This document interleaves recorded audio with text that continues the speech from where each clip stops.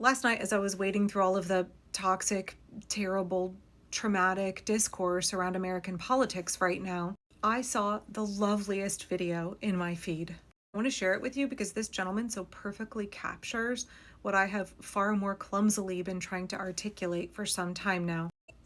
What if everything happening right now is a segue into everything that we want?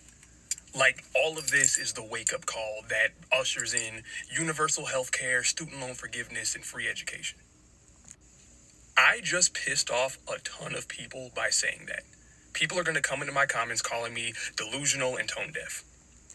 But if I got on here and said, we are absolutely cooked, there is no hope, we are headed straight into Nazi Germany, and there is absolutely nothing we can do about it because I know history, nobody would have a problem with me saying that.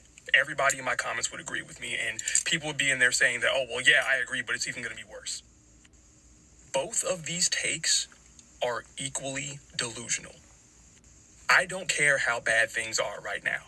I don't care how bad the future seems because you studied history. You have zero evidence that something miraculous won't happen tomorrow that can end all of this. Is that likely? Completely irrelevant. Nobody knows what is going to happen tomorrow. Period. The only person who is correct about the future is the person who goes, I don't know what's going to happen.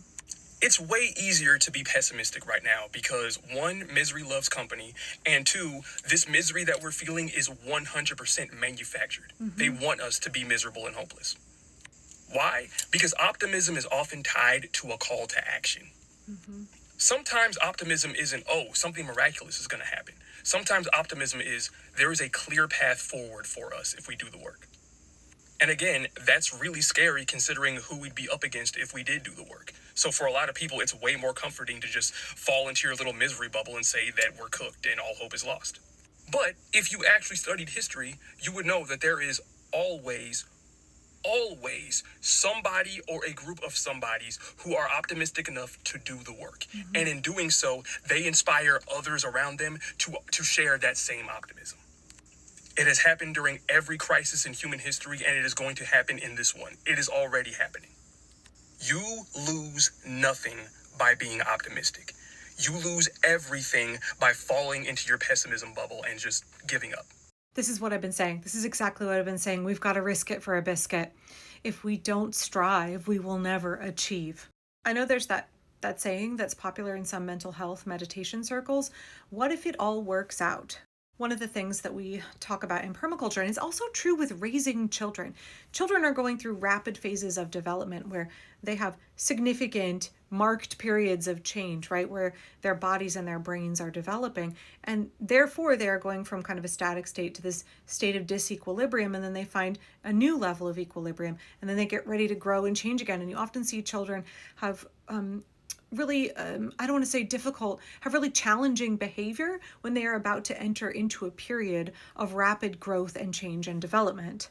In your permaculture garden, it's sort of the same thing, right? That child just has to go through that phase where things are very difficult and uncomfortable and their bodies are doing new things and it feels terrifying and awkward before they can reach a new developmental milestone. And it's sort of the same thing in a permaculture garden too, right? My background is in biology, ecology specifically, and we understand that disturbance in your system within an ecosystem is not a bad thing. In fact, disturbance often increases diversity. You don't actually want total equilibrium in your system. You want dynamic equilibrium. You want change. You want innovation. You want progress.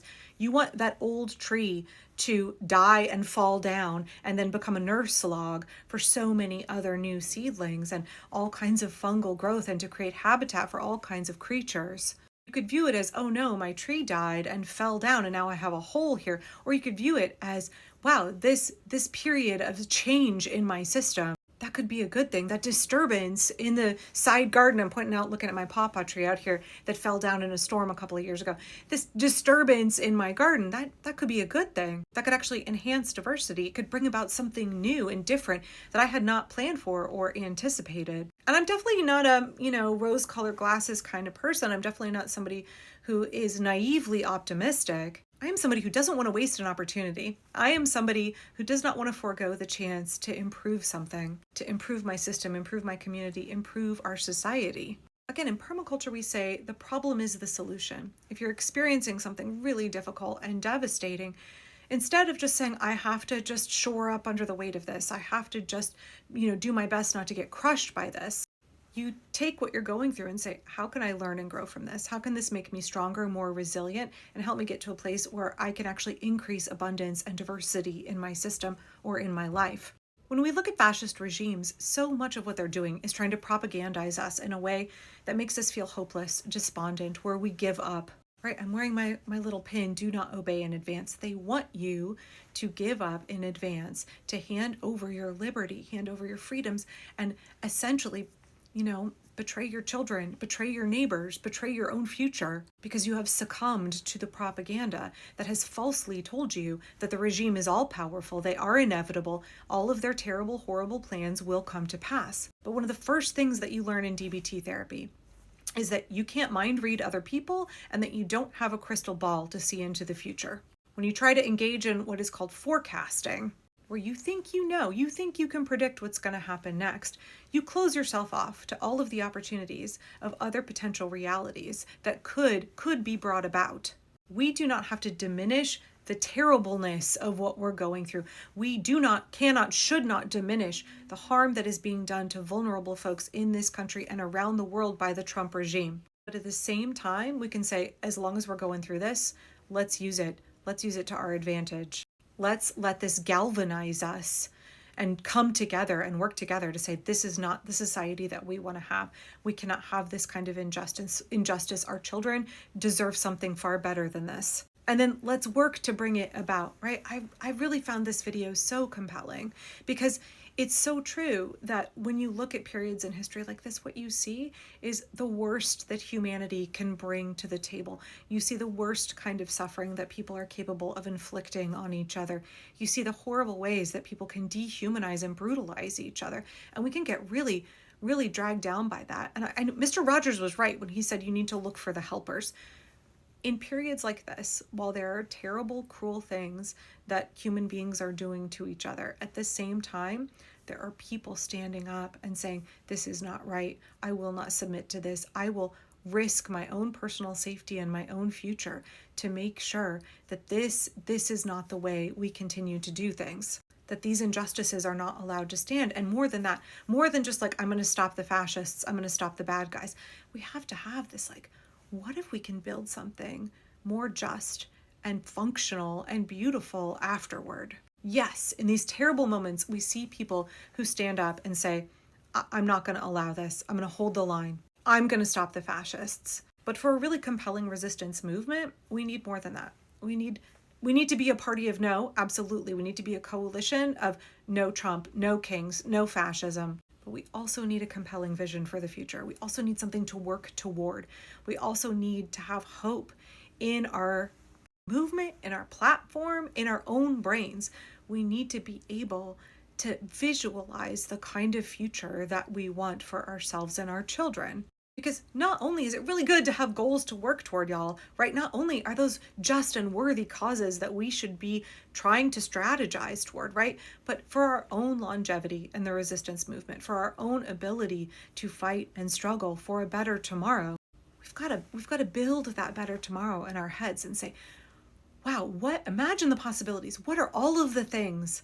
What are all of the things that I truly want for us? What are all of the broken things that have been broken for so long that we could fix coming out of this? Right? What are the ways that America can be a phoenix rising from the ashes? As long as Trump and Elon Musk and the fascist Republican Party in Congress have destroyed so much of this country, why don't we start dreaming of, strategizing for, planning, engineering the future that creates far more functional, just, abundant, robust systems than we had before? Do not be content with trying to go back to the status quo.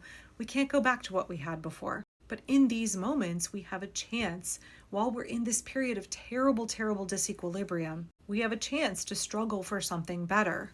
So what do you want? What's the future that we could have? Let that hope and that vision drive you. Let it insulate, let it shield you against the propaganda of the regime, and then spurn you to action.